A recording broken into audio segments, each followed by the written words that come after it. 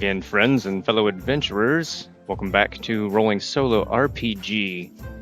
Today, we're going to pick up where we left off. I'm going to try to jump straight into it without much delay. I did want to, because I realized that I haven't really given an accurate representation of what I feel Zargo looks like, and that I have in my own mind. So, here I have on the Hero Forge website, which is a super awesome character creation site. It's for making miniatures, so you can design it and print it, and they'll ship it to you, color it and everything. It's actually a really cool site, but I like to use it just to create what I feel like my characters look like. And to me, this is Zargo. Now, she has her heavy armor on, and the color scheme I kind of went with, in my mind, is what the guard would have. Of course, she has her backpack. She wouldn't be wearing her backpack or necessarily her shield, I wouldn't say. Well, she's on guard duty, but she would have her sword. She would have her standard issue guard armor. She has her scars from her childhood animal attack. Now, I never went over her skin tone. I said I was going to get to that. And actually, let's do that real quick, because that could just, change visually what she looks like. So we know that she was born on this island, and we know her parents came from somewhere else, but I never specified where. So right now, let's solidify where they came from. So I'm going to roll a d10, and this is going to determine what area of the Inner Sea region that her parents' orc tribe was originally located. So here we go. First roll of the session. We got a 2. 1, 2. The Eye of Dread. Nice. Okay. That actually makes a lot of sense, because Belkzen is one of the major areas that orcs are from. You know what? I'm going to say, instead of rolling to see which one of these that she came from, let's ask the fate chart, and I'm going to give it a very likely. Was her orc tribe from the area of Belkzen within the Eye of Dread? Very likely odds. And that is a 0-9. That is an extreme yes. So they most definitely were from Belkzen. So with that being said, I feel like that is a pretty neutral, because if they had been from, say, the Saga Lands and up in the northern, maybe she'd have a blue tint. If they were from the Golden Road, somewhere within the desert, maybe she'd have a brown or even a copper reddish tint. But Belkzen, I feel like, is a pretty neutral location as far as environmental wise goes. So we're going to keep her with what we have here. She's going to have a nice orcish green skin tone. Yep, and she has her armor with the red coloring and the golden outline because of the golden dragon Mankare, of course. So this is the color scheme for the city guard, and that is our hero Zargo. Just kind of building it. Now, the picture over here on the right was, I was going to go with the white and gold. That's needless information, but that's why that's there. I'm going to update that and get that fixed for next session. But for today, let's just get right back into where we left off last session, which was right here within the port district of the City of Promise. Zargo is investigating a theft at the historical museum, and we found out that a astrological navigation device, for lack of a better word, forgive me. That's another reason I'm making these videos, is to get better at talking linguistic skills. But yes, that was the item that was stolen. She followed the trail. Unfortunately, she couldn't find any really good tracks or any good evidence to lead her to, but she did get lucky and stumble upon an alley. And upon investigating the alley, she met an elven man who was tuning his instrument in the alley there. And upon questioning him, she found that he did indeed see a suspicious-looking man carrying something who went into a building just on the other side of the road from here. Now, whether that was the person we were looking for, whether that's the item he had with him, we don't know that yet, but we are going to investigate. So, Our camera pans to the sun setting in the sky, casting a westernly shadow across the alleyway in which Zargo stands. In front of her, across a fairly busy street, sits a building butted up against other buildings because it's a fairly dense city here. She looks upon the door in which the elven man pointed out. She crosses the street, bumping shoulders with a couple people. She walks up to the door. Things seem quiet. She gives a knock at the door. She waits for a second.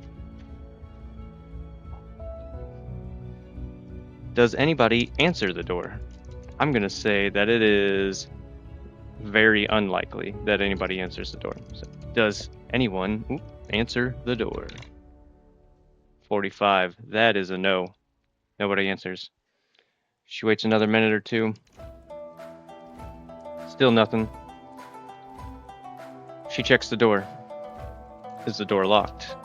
I'm going to say it's nearly certain that the door is locked. 85% chance. Is the door locked? Ooh, 69. Okay. The door... Wait. Yeah, that's a yes. I had to think for a second. That is a yes. The door is locked. Okay. Now, she is a city guard. She can't just go busting down doors without proper warrants. So, she's going to do one more thing. There's a window along this side of the building. She's going to check the window. She peeks in.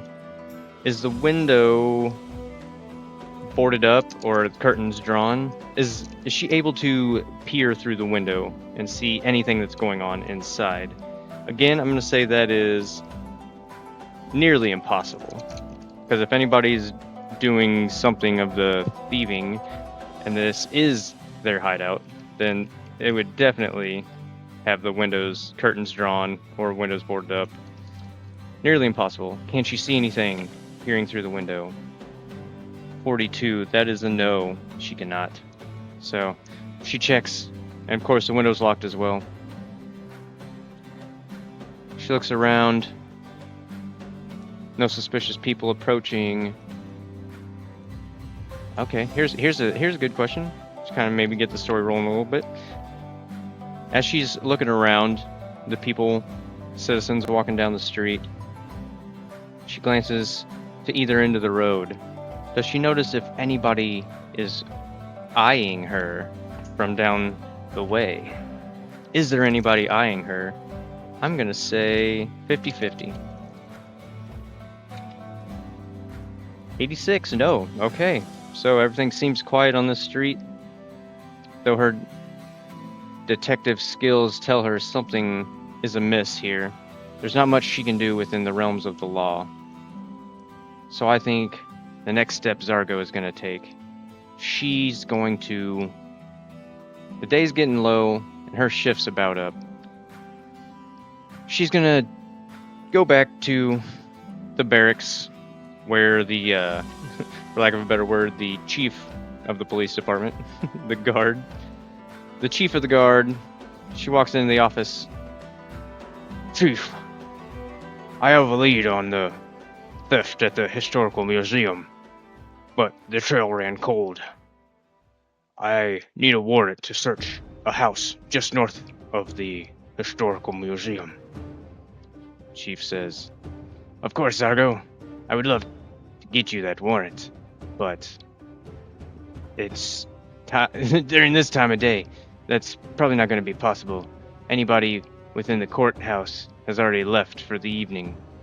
To get a warrant at this time of day would be nearly impossible. We can send for one and get it requisitioned first thing in the morning, though." It'll probably be too late by then, Chief.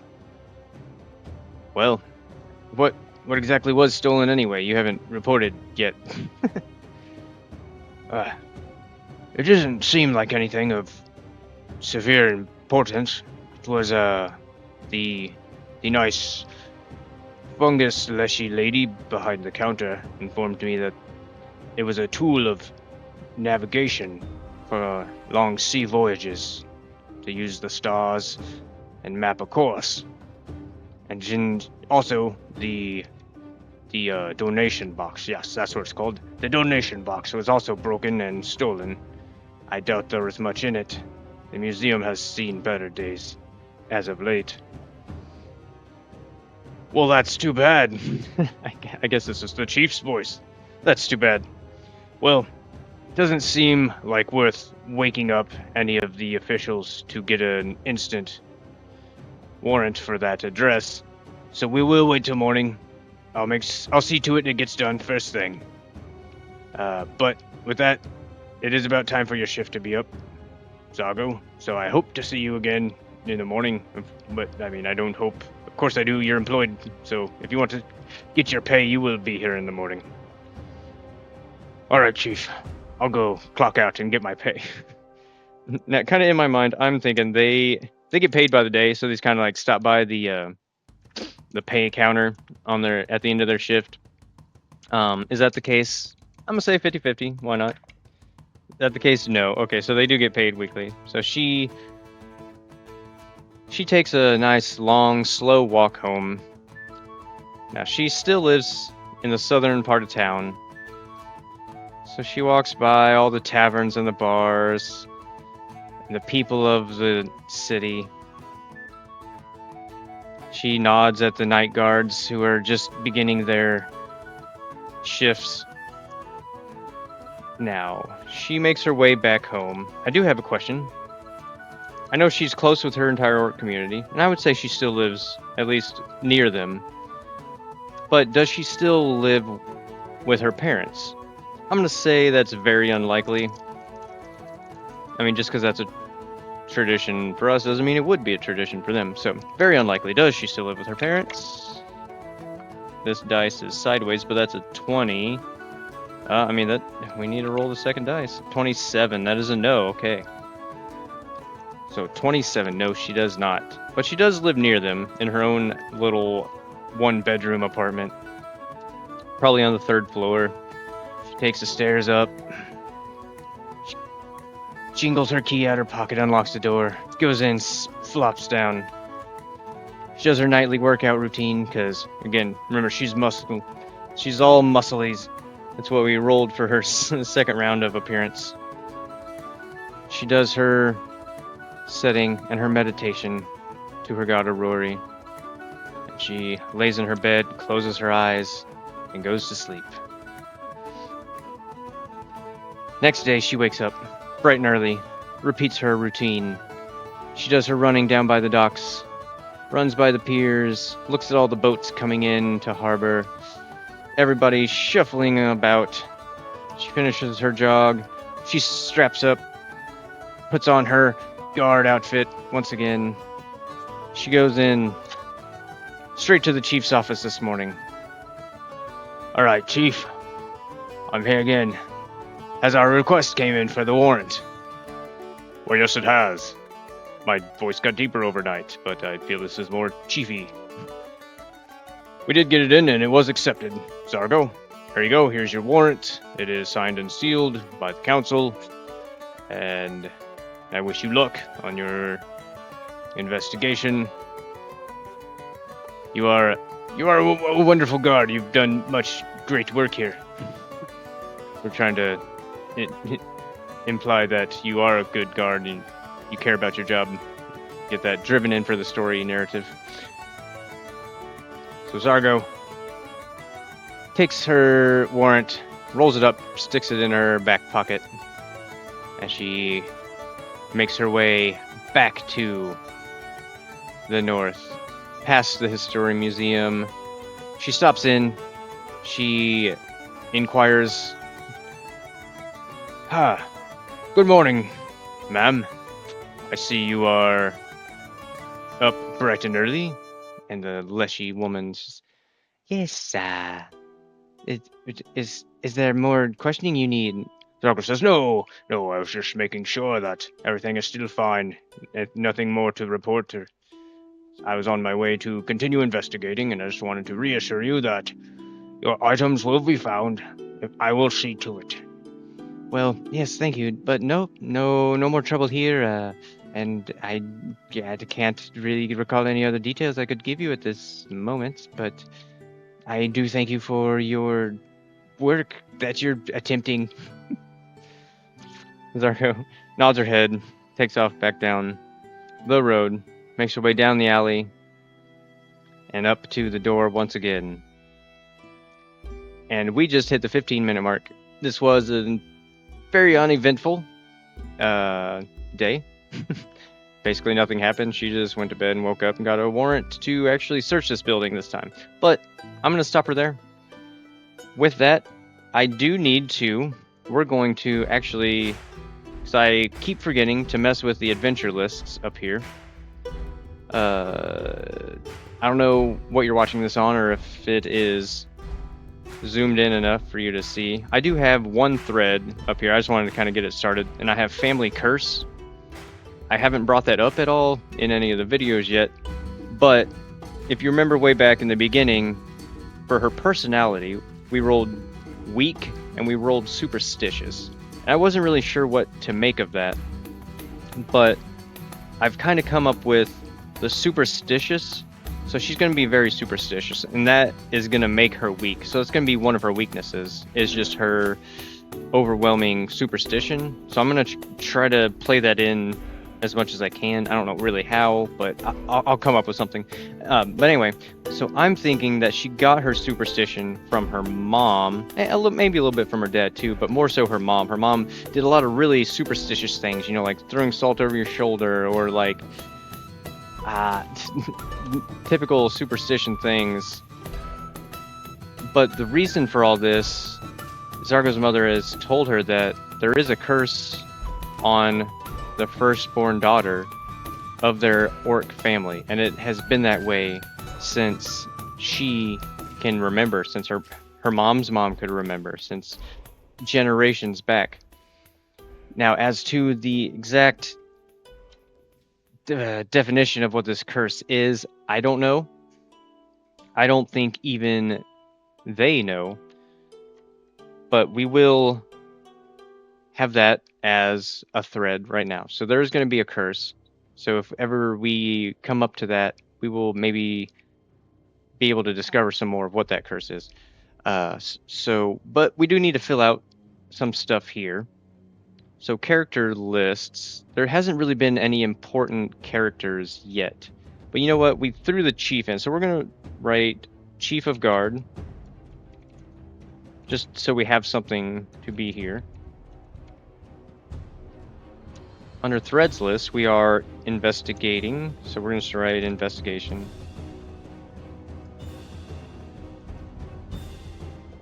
Forgive my terrible typing skills. Investigation. We'll just leave it at that. We don't need too much description there. Investigation theft.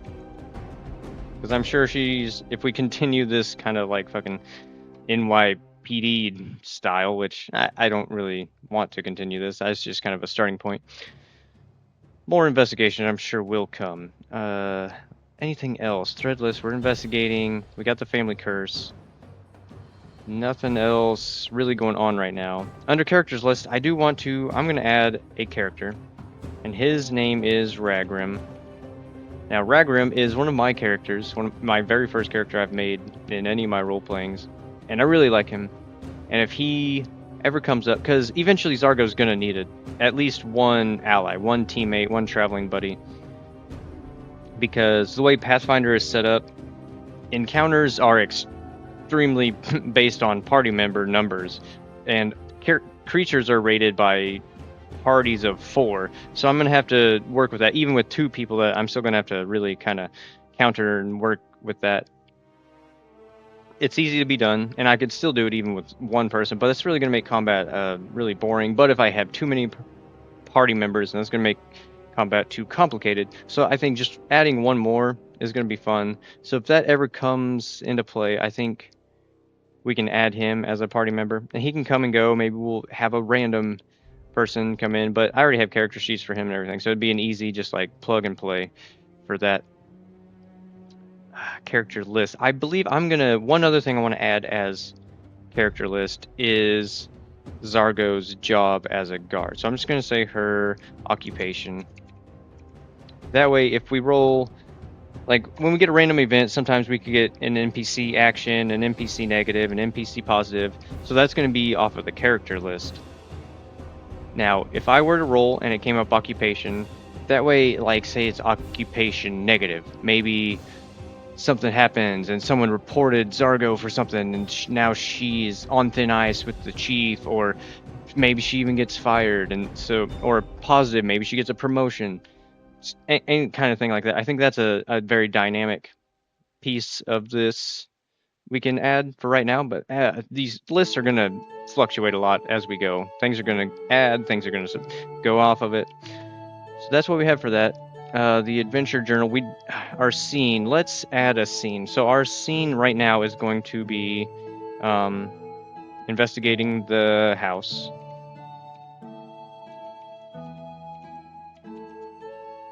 If I could spell investigating the house. That's going to be our next scene for when we start our next video. That's going to be scene number 1, I suppose. And our current chaos factor is 5. I don't feel the need to change it just yet, because nothing's really happened.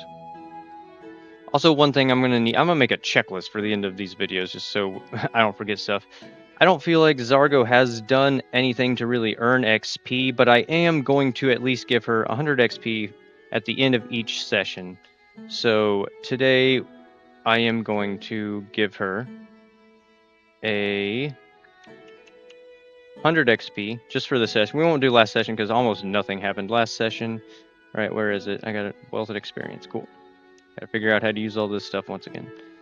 So she's going to get her 100 XP just for today.